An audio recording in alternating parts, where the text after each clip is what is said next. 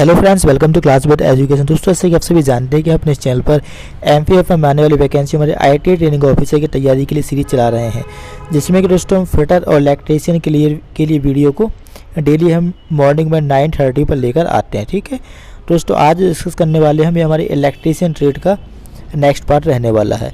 इसका पहला क्वेश्चन आपके सामने है, तांबे के परमाणु के तीसरे कक्ष में कितने इलेक्ट्रॉन है? आपको 4 ऑप्शन दिए गए हैं, 8, 13, 18 या 29।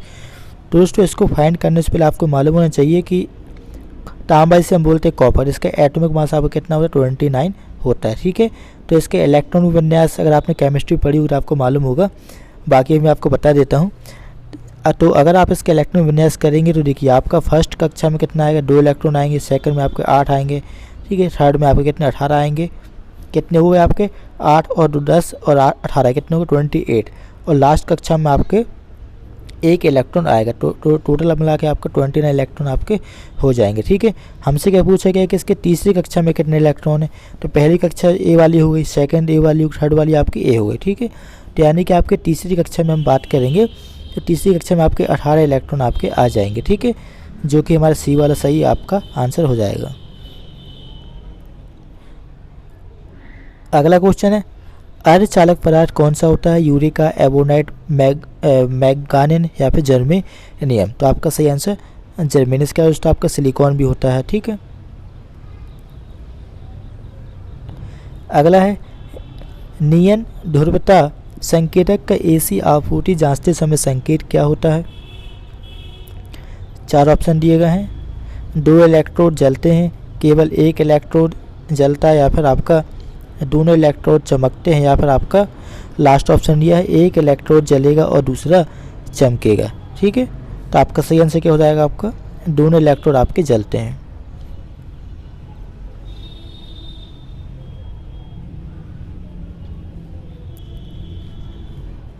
अगला दोस्तों, आपको 500 वाट के लैंप को 5 घंटे जलाने पर विद्युत ऊर्जा खपत को यूनिट में आपको निकालना है। ठीक है, तो दोस्तों देखिए, यूनिट निकालने के लिए आपको क्या करना है? आपको यहाँ पे जैसे आपका कितना दिया? 500 वाट दिया गया है, तो इसमें आपको मल्टीप्लाई करना है किसका? जितने घंटे आप जला रहे हैं इंस्ट्रूमेंट को, ठीक है, या फिर बल्ब को, जो भी चीज़ जला रहे हैं आप, तो इसको हम कितना 5 घंटे जला रहे हैं, कितना हो जाएगा आपके? हो जाएगा हमारे कितना? 2500। ठीक है, कितना हो जाएगा आपका? 2500। अब दोस्तों हमको करना क्या है, इसमें देखिए आपको जो वॉट दिया गया, कितना वॉट में दिया गया था? वॉट कितना होता है आपके? 1 वॉट में आपके 1000 हो जाएगा। ठीक है, तो इसमें आप क्या कीजिए, इसमें आप सिंपली हमारे कितना आया था? 2500 आया, इसमें आप क्या कीजिए? 1000 का भाग दे दीजिए। ठीक है, तो आप इसमें भाग देंगे तो 2 शून्य से आपके 2 शून्य कैंसिल हो जाएंगे और बचा 1 शून्य, तो 1 शून्य का आप यहाँ पे पॉइंट लगा दीजिए। ठीक है, तो आपका कितना हो जाएगा? 2.5। यही आपका करेक्ट आंसर हो जाएगा। और दोस्तों देखिए, अभी तो हम नॉर्मल मैं आपको बता रहा हूँ, बाकी जब हम इस चीज़ को बाकी अलग से इसके कैलकुलेशन वाली वीडियो करेंगे हम, तो इसके जितने भी कैलकुलेशन वाले हमारे क्वेश्चन इनको हम एकदम डिटेल में तरीके से समझेंगे। ठीक है, अगला क्वेश्चन हमारा 100 वाट प्रति 250 वोल्ट से रेटेड बल्ब के गर्म प्रतिरोध का आपको मान निकालना है। 4 ऑप्शन दिए गए, 31.25, 62.50 या फिर 312.50 ओम, या फिर 625 हमारा ओम। ठीक है, तो दोस्तों देखिए, इसको फाइंड करने के लिए आपको एक फार्मूला अपने दिमाग में रखना होगा। हमारा एक फार्मूला होता है P इक्वल क्या होता है आपका? V²/R। ठीक है, यहाँ पर आपका R रेजिस्टेंस हो जाएगा, V आपका वोल्ट हो जाएगा। ठीक है, हमको निकालना क्या है? हमको निकालना इसका रेजिस्टेंस। तो आप देखिए, आपका P इक्वल क्या होता है? V²/R होता है। यहाँ पर R/R की वैल्यू कितनी हो जाएगी आपकी? V²/P। ठीक है, तो देखिए अब क्या करना है आपको? R इक्वल क्या हो गया आपका? V²/P हो गया। यहाँ पर V की वैल्यू आपको कितनी दी गई है? 250 वोल्ट। ठीक है, तो आप 250 का स्क्वायर लगाइए और नीचे आपको P, यहाँ पे P की जगह पे आपको 100 वोल्ट रख देना। ठीक है, तो जब आप इसको सॉल्व करेंगे तो आपका कितना हो जाएगा? 25 में आपका ये कितना हो जाएगा? 600, ये आपका कितना हो जाएगा? 25 में 625 और 00/100। ठीक है, 2 जीरो से आपका 2 जीरो कैंसिल हो जाएंगे, कितना बचेगा आपका? 625। यही आपका आंसर हो जाएगा।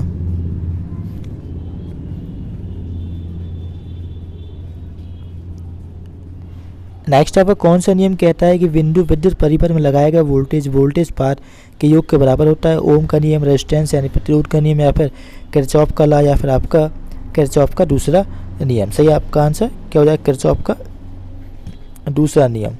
अगला दोस्तों आपको देखिए 240 वोल्ट 200 वॉट प्रति 240 वोल्ट के दो लैंप 240 वोल्ट आपूर्ति से श्रेणी क्रम में जुड़े हुए हैं। कुल शक्ति ज्ञात करना है। चार ऑप्शन दिए गए आपको 50, 100 वोल्ट या फिर 200 या फिर आपका 400 वॉट।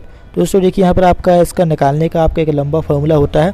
हालांकि उस प्रोसेस मैं आपको अभी नहीं बताऊँ क्योंकि इसमें काफ़ी टाइम लगेगा। ये मैं आपको पहले बोल चुका हूँ, जितने भी हमारे कैलकुलेशन वाले क्वेश्चन आते हैं इनको हम बाद में अलग से जो वीडियो करेंगे उसमें हम पूरे कैलकुलेशन वाले क्वेश्चन को सॉल्व करेंगे, ठीक है। अभी आप सिंपली इसकी ट्रिक छोटी सी याद रखिए कि जब भी आपको ऐसे क्वेश्चन आ जाता है, आपको जैसे कि यहाँ पर कितना दिया गया 200 वोट दिया गया है, तो आप सिंपल इसमें क्या कीजिए 200 भाग दे दीजिए, ठीक है। तो आपका सिंपली कितना 100 आ जाएगा, 100, ठीक है। तो यही हमारा क्या हो जाएगा, आंसर हो जाएगा 100 वॉट। नेक्स्ट आपका यदि तीन प्रतिरोध R1, R2, MR3 समांतर परिपथ में जुड़े हुए हों तो कुल प्रतिरोध ज्ञात कीजिए। दोस्तों चार ऑप्शन आपको दिए गए हैं, R1 + R2 + R3 या फिर 1/R1 + 1/R2 + 1/R3 और तीसरा दिया गया और आपका चौथा दिया गया, ठीक है। तो यहाँ पर आपका सही आंसर क्या हो जाएगा, लास्ट वाला 1 के अपॉन में 1/R1 + R2 + R3, ठीक है। ये आपका काम पैरेलल में हो जाता है। आपका सीरीज़ के लिए दोस्तों आपका सिंपली ए वाला फॉर्मूला हो जाता है। नेक्स्ट आपका किसी चालक के प्रतिरोध में क्या परिवर्तन होगा यदि उसके व्यास को दोगुना कर दिया जाए। दोगुना तक बढ़ जाएगा, 4 गुना तक कम हो जाएगा या फिर आधा तक कम हो जाएगा या फिर आपका प्रतिरोध में कोई परिवर्तन नहीं होगा। तो आपका सही आंसर क्या हो जाएगा, आपका 4 गुना तक कम हो जाएगा।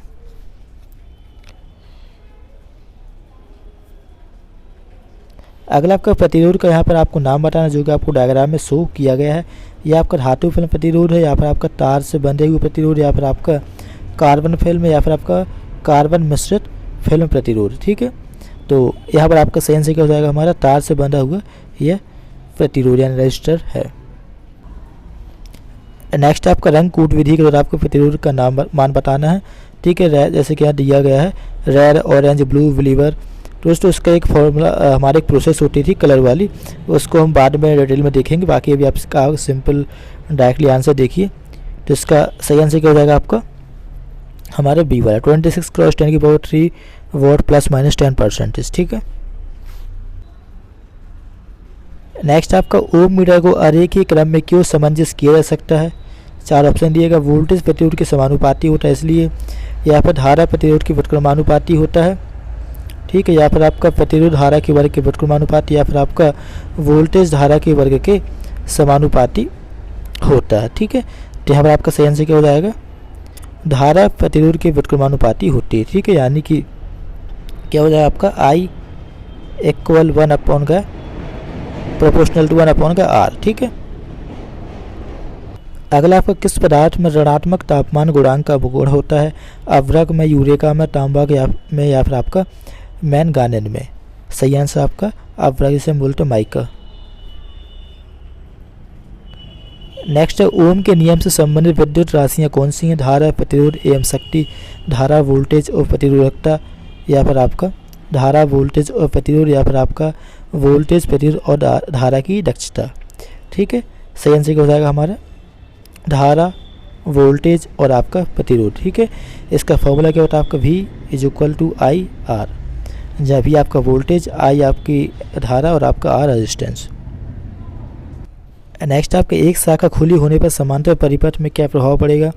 धारा समान बनी रहेगी, पूरा परिपथ कार्य नहीं करेगा, या फिर आपका उस शाखा में धारा नहीं बहेगी, या फिर आपका खुली शाखा में वोल्टेज पाथ बढ़ जाएगा। सही आंसर आपका उस शाखा में धारा करंट यानी कि नहीं बहेगा।